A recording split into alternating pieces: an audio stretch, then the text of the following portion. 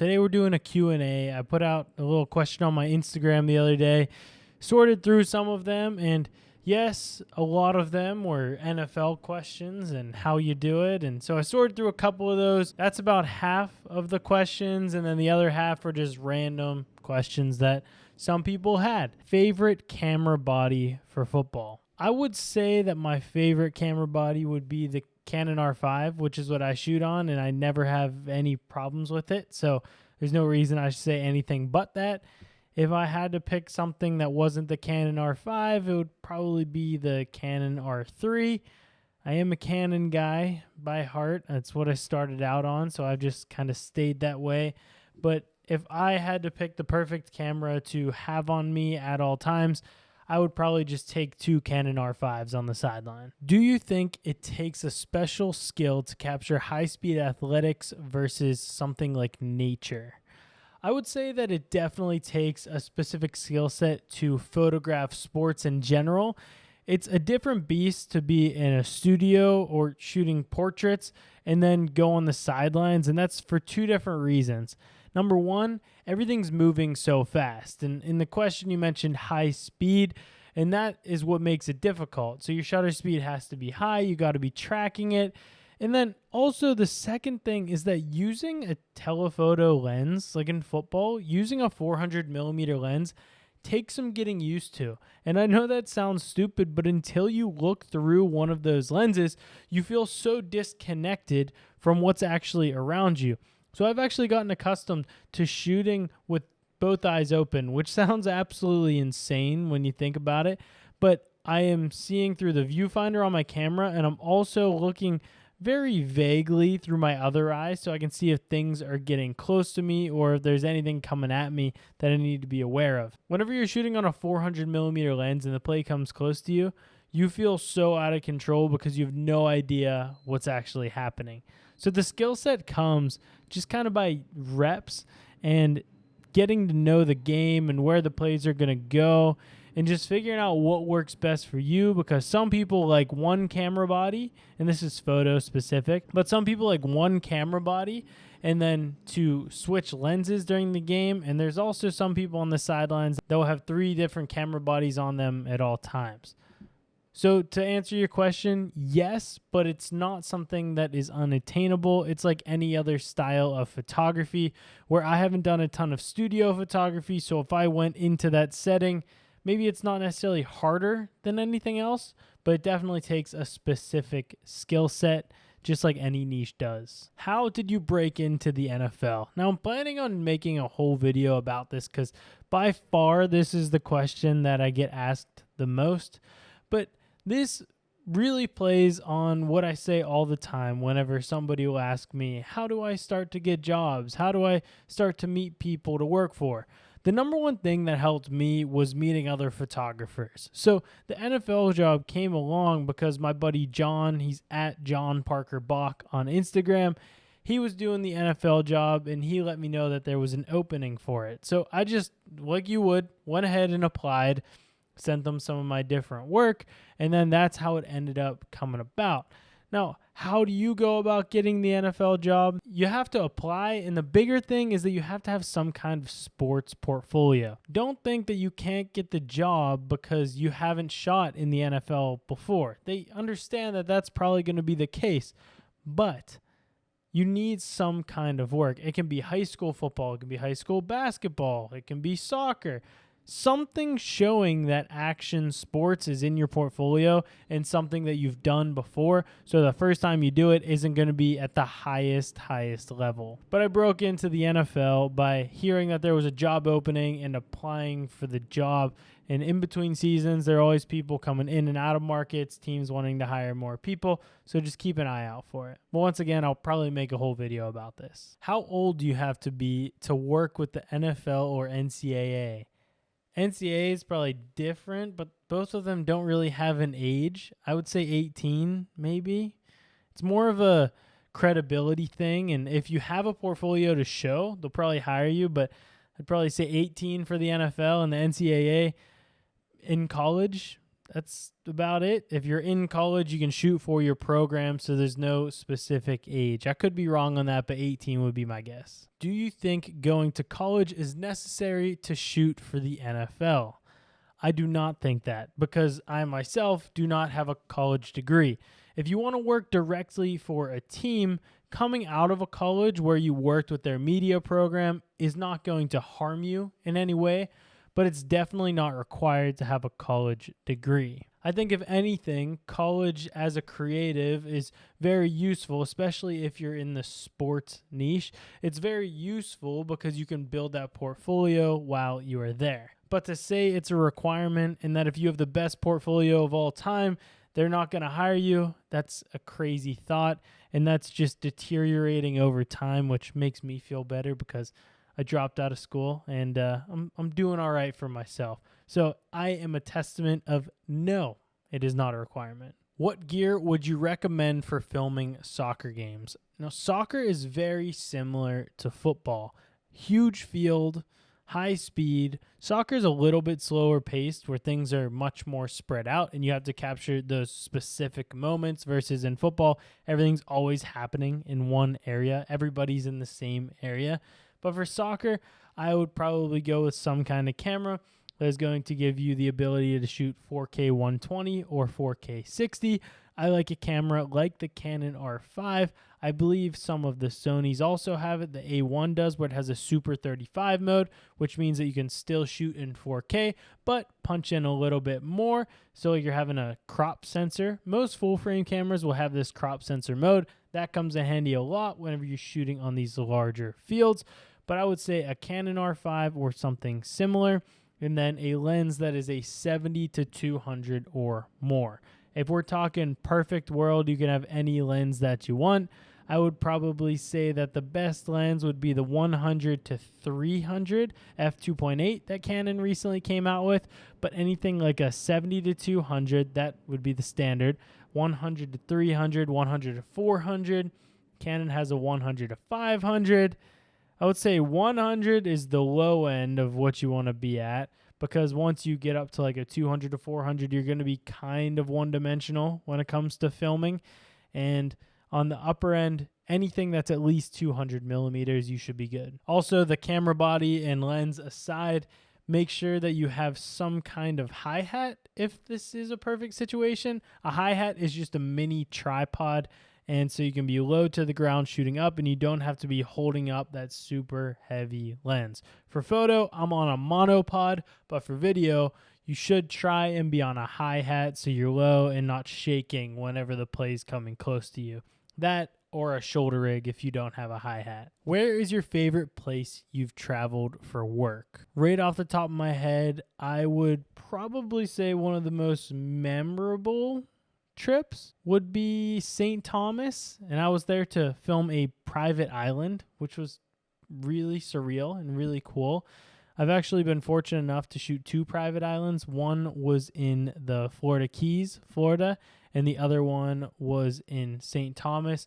So those 2 really come to mind as like the most unique places and unique things that I've been able to travel to. But indirectly, didn't get paid for this, but got it paid for because I was filming a friend's wedding.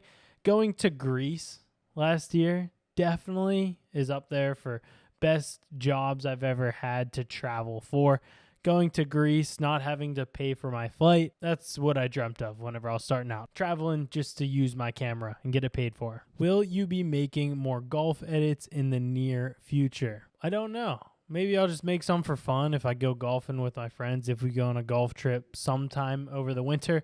But I am excited because over the next few months, I am potentially shooting some PGA events. So that could be cool. There will definitely be a lot of golf edits whenever that comes along. But still, fringe might happen, might not happen. But we'll see. I'm excited to see where that goes, and golf's a fun one to shoot because it's totally different than any other sport. Strobes or constants? If you don't know what this question's asking, it's asking about lighting. Right now, I'm using a constant light, and I would say the vast majority of the time, I'm using a constant light because I shoot video.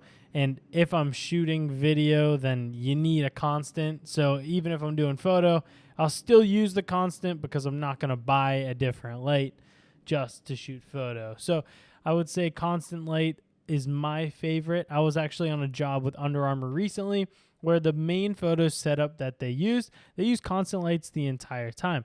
They had a Aperture 1200D, which is a massive, powerful light. They had that as the main light and then some 600Ds to get some accent.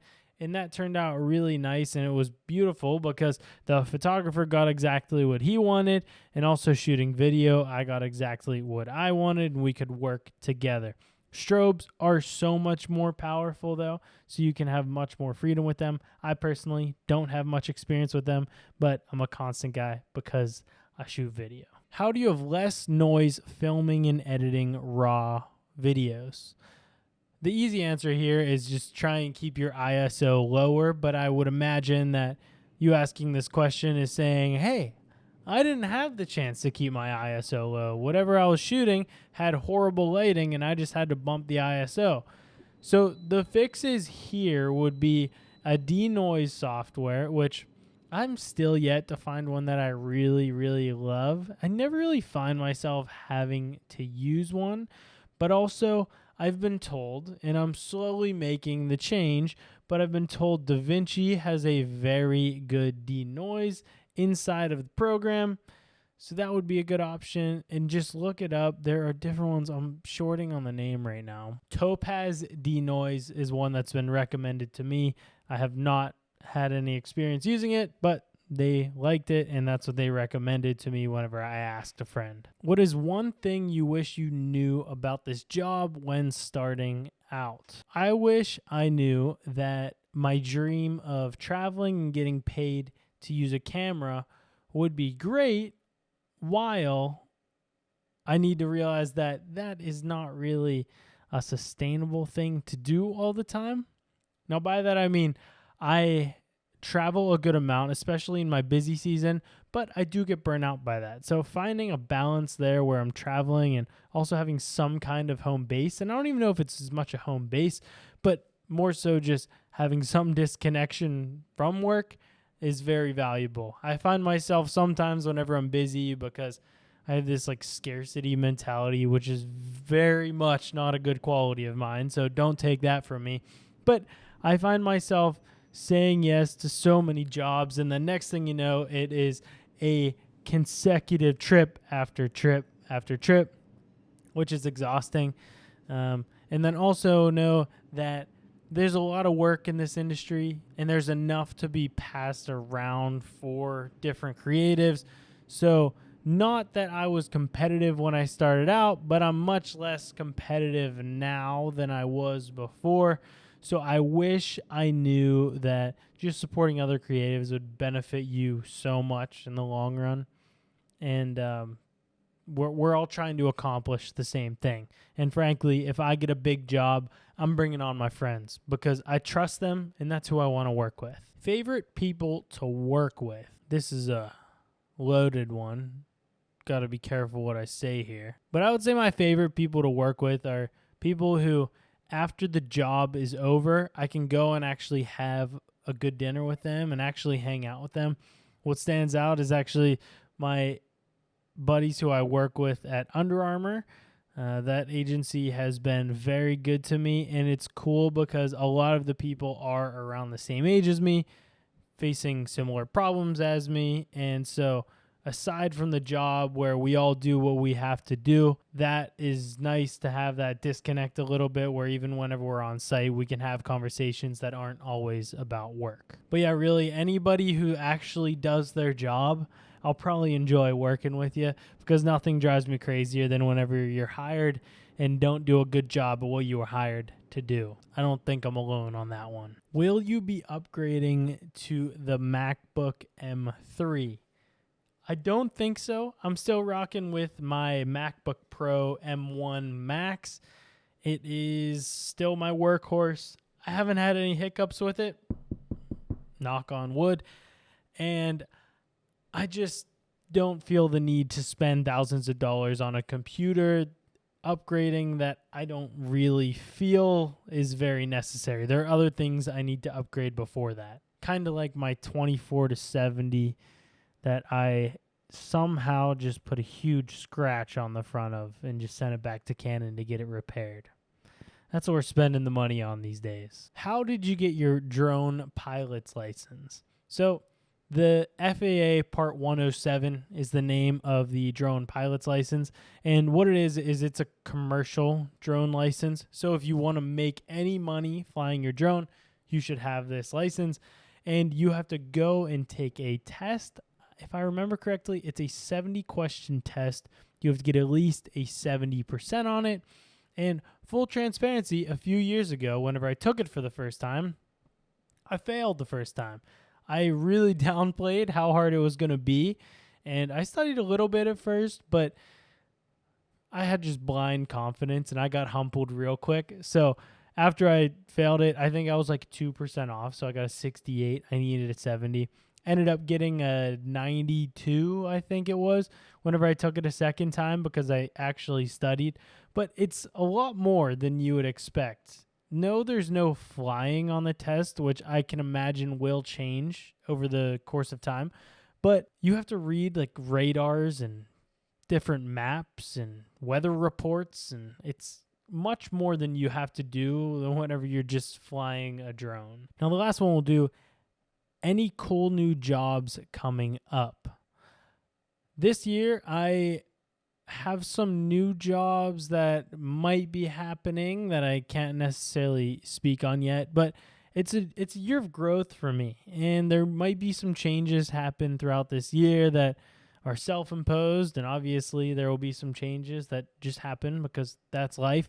But as of now, I do have a few prospects lined up, some different agencies that I might work with, but I'm really looking to get more into the sports and music industry this year. I have done a lot more in the sports industry over this past year in 2023, and I'm just looking forward to 2024 being more sports. So maybe it's more golf. Maybe it's shooting for the NBA. Who knows? If you know anybody who's looking for work in that, agencies that work in those different brand circuits, I'm always around. I'm a freelancer, so I'm down to work in different music and sports. And also a dream of mine still that I'm working on is to go on tour with a recording artist. So that's the goal this year, alongside with the goal of making 1 cent from this YouTube channel. That was my goal last year. Didn't quite make it. It's looking like I might monetize this year, but we'll see. You guys have all the control over that. Thank you for watching. I'll see you in the next video. Peace.